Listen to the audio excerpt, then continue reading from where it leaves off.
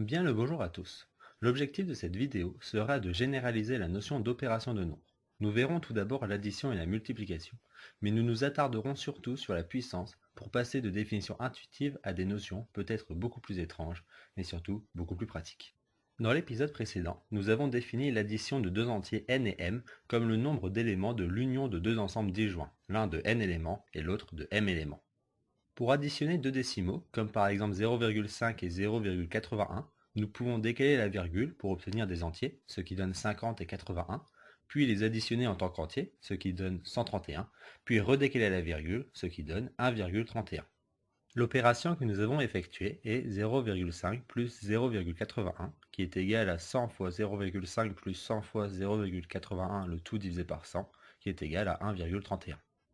Et dans le cas général, l'addition de deux décimaux a et b est définie par a plus b est égal à a fois 10 puissance n plus b fois 10 puissance n, le tout divisé par 10 puissance n, avec n suffisamment grand pour que a fois 10 puissance n et b fois 10 puissance n soient des entiers. Nous voyons que nous pouvons simplifier par 10 puissance n, ce qui doit bien correspondre à l'addition a plus b. Dans le cas où a et b sont des réels, ce qui signifie qu'ils peuvent avoir une infinité de nombres après la virgule, il suffit d'utiliser la fonction partie entière, notée e, qui donne l'entier inférieur. De cette manière, a plus b est égal à la limite lorsque n tend vers l'infini de partie entière de a fois 10 puissance n plus partie entière de b fois 10 puissance n, le tout divisé par 10 puissance n.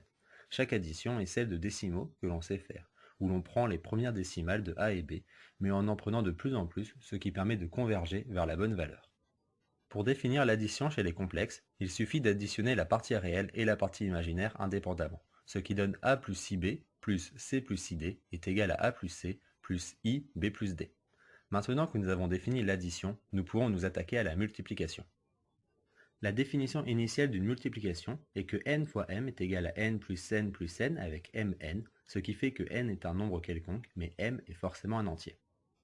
Dans le cas où m est négatif, on définit n fois m est égal à -n avec -m -n. Pour généraliser la définition de multiplication de la même manière que pour l'addition, si b est un décimal, alors a fois b est égal à a fois b fois 10 puissance n, le tout divisé par 10 puissance n, avec n suffisamment grand pour que b fois 10 puissance n soit un entier. Nous pouvons aussi faire différemment dans le cas où a et b sont des décimaux. Nous faisons a fois b est égal à a fois 10 puissance n fois b fois 10 puissance n, le tout divisé par 10 puissance 2n. De cette manière, la définition de la multiplication, bien qu'équivalente sur le résultat, est plus proche de la manière dont on fait le calcul en pratique. Cette méthode donne dans le cas général des réels, a fois b est égal à limite lorsque n tend vers plus l'infini, de partie entière de a fois 10 puissance n, fois partie entière de b fois 10 puissance n, le tout divisé par 10 puissance 2n. Dans le cas des complexes, il faut utiliser la double distributivité et le fait que i carré vaille moins 1, ce qui donne a plus ib fois c plus id est égal à ac moins bd plus i ad plus bc.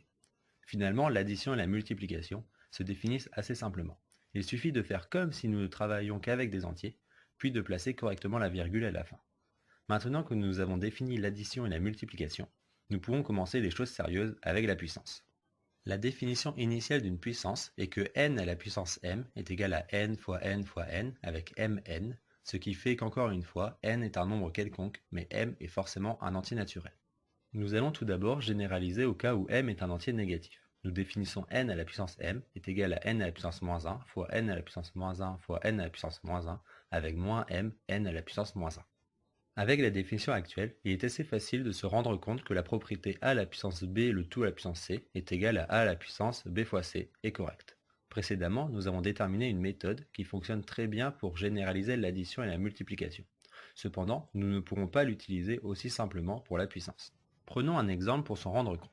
Si je veux faire 2 à la puissance 0,5, nous pourrions dire que c'est 2 à la puissance 5 divisé par 10, ce qui donne 2 à la puissance 5, le tout à la puissance 1 sur 10, qui est égal à 32 à la puissance 1 sur 10. Il faut donc définir 32 à la puissance 1 sur 10, ce qui ne consiste plus du tout à juste décaler la virgule. Il faut trouver une autre méthode. Si a est un réel positif et q un entier, nous avons que a est égal à la puissance q divisé par q, qui est égal à a la puissance 1 sur q, le tout à la puissance q. Donc b est égal à a la puissance 1 sur q, et le réel positif tel que b à la puissance q est égal à a. Cela fait que 9 à la puissance 1 demi est le nombre qui mis au carré est 9, ce qui donne 3, car 3 au carré égale 9. Mais dans certains cas, nous pouvons tomber sur un irrationnel comme racine carrée de 2. Si a est un réel positif et p sur q un rationnel, alors a à la puissance p sur q est égal à a à la puissance p, le tout à la puissance 1 sur q. Il existe une méthode plus étrange mais équivalente de décrire une puissance de rationnel.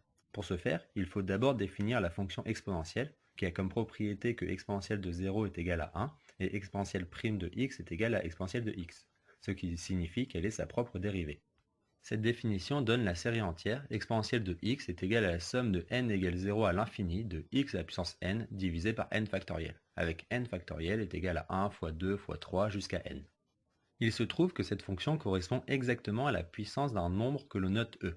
Nous avons exponentielle de x est égal à e à la puissance x, ce qui fait que cette fonction respecte les propriétés des puissances. Exponentielle de a plus b est égale à exponentielle de a fois exponentielle de b.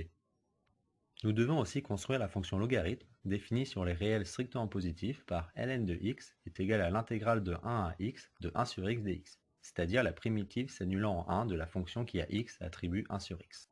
Cette fonction a les propriétés suivantes. Ln de a fois b est égal à ln de a plus ln de b, et ln de a à la puissance b est égal à b fois ln de a. De plus, c'est la bijection réciproque de l'exponentielle, ce qui fait que si x est strictement positif, alors x est égal à ln de exponentielle de x qui est égal à exponentielle de ln de x. Toutes ces propriétés impliquent que si a est strictement positif et b est un réel quelconque, alors a à la puissance b est égal à exponentielle de ln de a à la puissance b qui est égal à exponentielle de b fois ln de a, ce qui donne une généralisation de la puissance sur les réels. Mais nous pouvons aller encore plus loin en généralisant les fonctions exponentielles et logarithmes sur les complexes. Pour la fonction exponentielle, c'est immédiat, puisqu'il suffit de garder la série entière. Mais pour le logarithme, c'est un petit peu plus compliqué, puisque la fonction 1 sur x n'admet pas de primitive sur c tout entier. Cependant, il se trouve que cette fonction admet une primitive sur c privée des réels négatifs.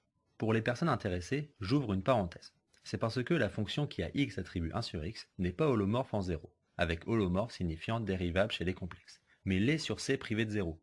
Et le théorème de Cauchy dit que si une fonction est holomorphe sur un étoilé, alors elle admet une primitive sur cet étoilé. Or, c privé de 0 n'est pas étoilé, mais c privé des réels négatifs l'est. Et étoilé signifie qu'il existe un point de l'ensemble, appelé centre, de sorte que tout autre point peut être atteint en ligne droite à partir de ce point, sans sortir de l'ensemble. Je referme la parenthèse. Avant de donner la définition du logarithme complexe, il faut étudier légèrement les nombres complexes. Nous avons déjà vu qu'un nombre complexe peut s'écrire a plus ib. C'est la notation cartésienne. Cependant, il est aussi possible de l'écrire r fois exponentielle de it, avec r la norme de a plus ib et t son argument. C'est la notation polaire. Nous pouvons représenter les nombres complexes sur un plan, avec la droite horizontale étant l'abscisse et verticale l'ordonnée. Regardez le point rouge sur l'image. Il représente le nombre complexe a plus ib. Et il est équivalent au nombre complexe explicité avec les variables r et t, r correspondant à la distance du point par rapport à l'origine et t l'angle par rapport à l'axe des abscisses, que l'on choisit entre moins pi et pi, c'est-à-dire entre moins 180 degrés et 180 degrés, mais en radians. Nous avons donc ln de a plus ib est égal à ln de r fois exponentielle de it, qui est égal à ln de r plus ln de exponentielle de it, qui est égal à ln de r plus it. En faisant cela, nous pouvons définir pour tout complexe b et pour tout complexe non négatif a à la puissance b est égal à exponentielle de b fois ln de a.